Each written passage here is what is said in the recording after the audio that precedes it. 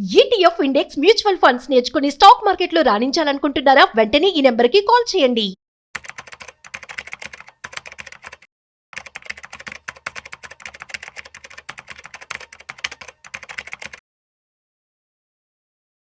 ఈటీఎఫ్లో పెట్టుబడి పెట్టడం ఎలా? ఈటీఎఫ్లో పెట్టుబడి పెట్టే ముందు ఎటువంటి పారామీటర్స్ మనం చూసుకోవాల్సి ఉంటుంది? మనం చూసినట్లయితే చాలా కంపెనీస్ కూడా ఈటీఎఫ్ను స్టార్ట్ చేస్తూ ఉంటాయి.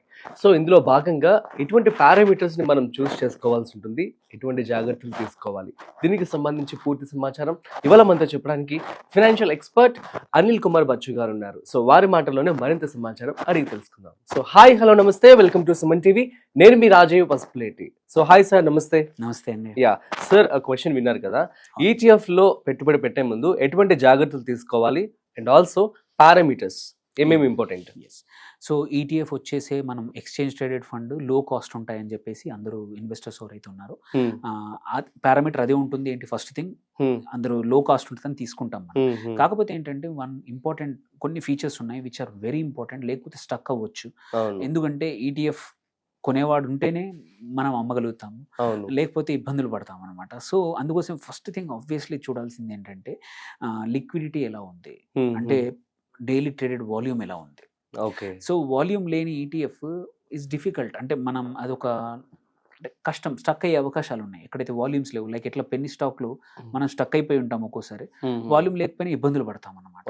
అందుకోసమే ఫస్ట్ థింగ్ బేసిక్ ఈటీఎఫ్ చూస్ చేసుకునేప్పుడు మినిమం ఒక 5 crores డైలీ వాల్యూమ్ ఉండాలి, traded volume, average volume at least minimum 5 crores ఉంటే ఎంటర్ కండి. అది ఫస్ట్ పారామీటర్, ఫస్ట్ అది చూసుకోండి. అది ఉంది, ఆ ఫిల్టర్ సెట్ అయిపోయింది.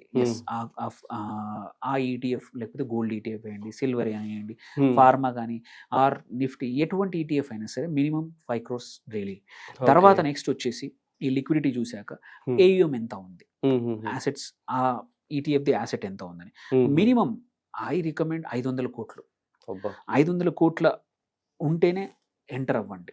అంటే అంతమంది కొన్ని ఉంటేనే మొత్తం on the whole volume, daily volume లేకపోయినా సరే డైలీ వాల్యూమ్ ఉండాలి. 5 crores అంటే ఏయుఎం కూడా పెద్దగా ఉండాలి. సో మినిమం అది చూసుకోవాలి, ఏయుఎం కరెక్ట్ ఉందా లేదా. ఎందుకంటే మరీ తక్కువ ఉన్న ఇబ్బందులు పడతాం, అంటే ఏయుఎం లేకపోయేసరికి మనం ఎంటర్ అవుతాము, బట్ అవసరానికి అమ్మాలన్నా కొనాలన్నా ఇబ్బందులు వస్తాయి. ఎందుకంటే వేరే వాళ్ళు కూడా ఇది చూసుకునే వస్తారు. సో అందుకోసమే కొంచెం జాగ్రత్తగా ఉండాలి. నెక్స్ట్ ఆబ్వియస్లీ మనం మోస్ట్ ఇంపార్టెంట్ ఫ్యాక్టర్ ఈటీఎఫ్ కానీ లో చూసేది ఏంటంటే ట్రాకింగ్ ఎర్రర్. అంటే ఏదైతే ఇండెక్స్ ని ఈ ఈటీఎఫ్ మిర్రర్ చేస్తుందో, ఆ ట్రాక్ చేస్తుందో, ఓకే, ఇది ఫార్మా అనుకోండి ఆర్ నిఫ్టీ 50 ఈటీఎఫ్ అనుకోండి, నీ ఈటీఎఫ్ కూడా ఆ నిఫ్టీ 50 ఇండెక్స్ లో ఎలా ఉందో ఇది అలాగే కంపోజిషన్ మారుతూ ఉండాలన్నమాట, డైనమిక్ ఉండాలి. దాన్ని ఆ వేరియేషన్ ని మనం ట్రాకింగ్ ఎర్రర్ అంటాం. సో ట్రాకింగ్ ఎర్రర్ అనేది ఎంత తక్కువ ఉంటే అంత మంచిది. బికాస్ నువ్వు ఏదైతే ఇండెక్స్ లో ఇన్వెస్ట్ చేద్దాం అనుకుంటున్నావో ఆ ఇండెక్స్ నుంచి వచ్చే రిటర్న్స్ నీ ఈటీఎఫ్ షుడ్ బి సేమ్. అలా ఉండాలంటే ట్రాకింగ్ ఎర్రర్ తక్కువ ఉండాలి. సో అందుకే ట్రాకింగ్ ఎర్రర్ ఏంటంటే యాన్యువల్ గా ఒక 1% కన్నా ఎక్కువగా ఉండొద్దు ఎర్రర్. అంటే దానికి దీనికి మధ్య డిఫరెన్స్ లెస్ దాన్ 1% ఉండాలన్నమాట. More than 1% is usually not, అంటే ఏంటంటే ఈటీఎఫ్ అంత పర్ఫామ్ చేయట్లేదు, ఆర్ ఈటీఎఫ్ మేనేజర్ కానీ ఈటీఎఫ్ ఆటోమేటిక్గా పర్ఫామ్ చేయట్లేదు అనమాట. దెన్ ఆబ్వియస్లీ లాస్ట్ వచ్చేసి బిడ్ ఆస్క్, మనం కొనడం అమ్మడం ఏదైతే ఉందో స్ప్రెడ్ ఉందో 0.5% కన్నా ఎక్కువ ఉండకూడదు. మరీ ఎక్కువ స్ప్రెడ్ ఉంటే ఏమవుతుందంటే మనం అమ్మడానికి వెళ్తాము, బట్ మనం అనుకున్న ప్రైస్కి రాదనమాట. సో ఆ స్ప్రెడ్ కూడా చూసుకోవచ్చు, దాని పర్సంటేజ్ కూడా దొరుకుతుంది. అండ్ లాస్ట్ ఇంపార్టెంట్ థింగ్ ఏంటంటే రీబ్యాలెన్సింగ్ కూడా, ఈ ఈటీఎఫ్ రీబ్యాలెన్సింగ్ కూడా వెరీ లాంగ్ పీరియడ్ ఉండకుండా క్వార్టర్లీ, ఎవ్రీ క్వార్టర్ ప్రిఫర్డ్. ఏంటంటే ఈ 5 పారామీటర్స్ చూసుకొని ఈ 5 పారామీటర్స్ సెట్ అయితేనే అందులో ఆ ఈటీఎఫ్లో మీరు ఎంటర్ అవ్వండి.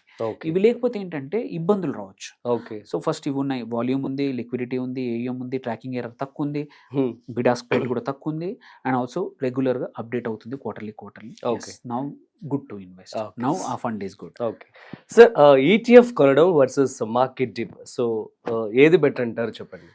సో చాలా మంది ఏం చేస్తున్నారంటే, మనము ఈటీఎఫ్ సపోజ్ ఒక సెక్టర్ కానీ నువ్వు ట్రాక్ చేస్తున్న సెక్టర్ ఏదైతే ఉందో ఫార్మా ఉంది, ఫార్మా సెక్టర్ ఆ రోజు 2% కరెక్షన్ వచ్చింది, ఇమ్మీడియట్గా ఏం చేస్తున్నారంటే కొనేస్తా ఉన్నారు. అవును, విచ్ ఇస్ గుడ్. మనం జనరల్గా డిప్ బయింగ్ ఈజ్ గుడ్, నువ్వు కొన్నప్పుడల్లా కొనేస్తూ ఉంటావు. కానీ ఏంటంటే బల్క్గా ఒకేసారి కొనేస్తున్నారు. ఒక్కోసారి ఏంటంటే మీకు తెలియదు ఎంత కింది వరకు వెళ్తుందో తెలియదు. ఇవాళ ఒక్కరోజు 2% అయింది కదా, నెక్స్ట్ వస్తుందని తెలియదు అనమాట. సో ఇందులో కూడా ఏం చేయాలంటే ఈ డిప్ బయింగ్ ఈజ్ గుడ్. పడ్డప్పుడల్లా కొనండి ఇది ఈటీఎఫ్. నువ్వు ఎందుకంటే స్పెసిఫిక్ స్టాక్స్ అయితేనేమో నువ్వు మచ్ మోర్ నాలెడ్జ్ అవసరము, దాని గురించి ట్రాకింగ్ అవసరము, ఆ స్టాక్ ఎలా చేస్తుందో చూడాలి, వాల్యూమ్స్ చూడాలి, అన్నీ చూడాలి.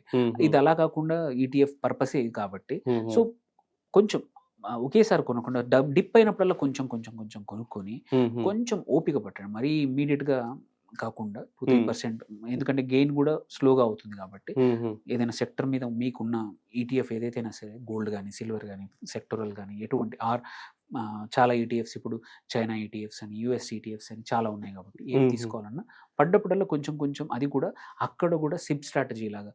సో డైలీ ఇప్పుడు మీరు మీ డిప్లాయ్మెంట్ ఒక 50,000 ఉందనుకోండి ఒక ఈటీఎఫ్లో, ఇన్స్టెడ్ ఆఫ్ బయింగ్ ఎవ్రీథింగ్ ఇవ్వాలనే కొనేసేసి ఇవ్వాలనే అమ్మడం కన్నా ఆ 50,000ని ఒక 4 సార్లు 5 సార్లు 10,000 ఎంటర్ చేస్తే, సో ఒక సిప్ కూడా అంటే దీన్ని కూడా ఈటీఎఫ్ బైని కూడా మనం ఒక సిప్ రూపంలో డౌన్ అవుతున్నప్పుడల్లా కొంచెం కొంచెం కొంచెం కొనుక్కొని ఆ తర్వాత yes now we have accumulated enough.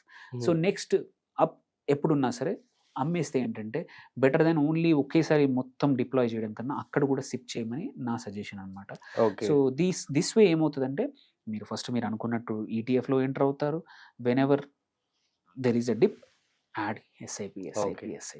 Sir RTGS or lump sum mode లో కొనొచ్చా ఈటీఎఫ్స్ అనేవి? లంసమ్ మోడ్లో కొనుక్కోవచ్చు.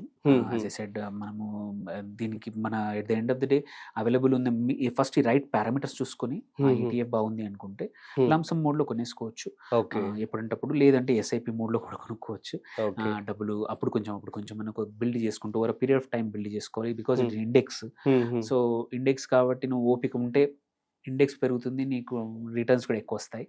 సో అలాంటప్పుడు ఇక్కడ కూడా లంసమ్ కన్నా కూడా ఐ సజెస్ట్ ఏంటంటే కొంచెం కొంచెం కొంచెం ఒక వీక్లీ ఒకసారన్నా, మంత్లీ ఒకసారన్నా, if your long term investor అయితే ఈటీఎఫ్లో అయినా సరే మంత్లీ ఒక డేట్ పెట్టేసుకోండి, ఆటోమేట్ చేసేసుకోండి.